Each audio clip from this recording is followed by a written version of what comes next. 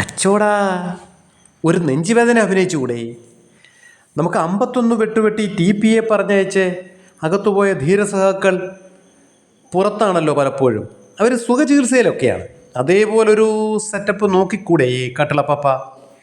എന്തായാലും മസാല വിളമ്പി മരം കൊത്തിയും കാരണഭൂതനും നിങ്ങളെ സംരക്ഷിച്ച് നിർത്തുന്നുണ്ട്. പഞ്ചായത്ത് പിടിച്ചു കഴിഞ്ഞാൽ ഭൂതം നിങ്ങളെ ഇറക്കും. Don't worry. പിന്നെ ഏതായാലും 10 തലമുറയ്ക്കുള്ള സമ്പത്ത് കടത്തിയില്ലേ പപ്പ? ജീവിതത്തിൽ മോഷണകലയല്ലാതെ വേറെ എന്തെങ്കിലും പണി തന്നെ പോലെയുള്ള ചഹാക്കൾക്ക് അറിയാമോ പപ്പ?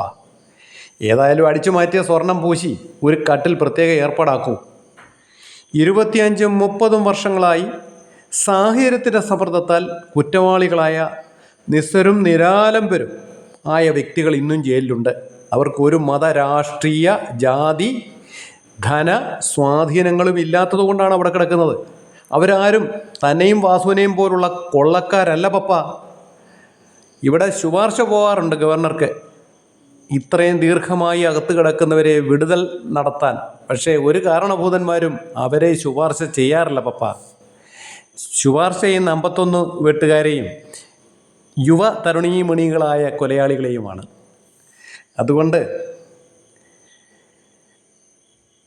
വെയിറ്റ് ചെയ്യേ, രക്ഷ വരും. സ്വാമി ശരണം.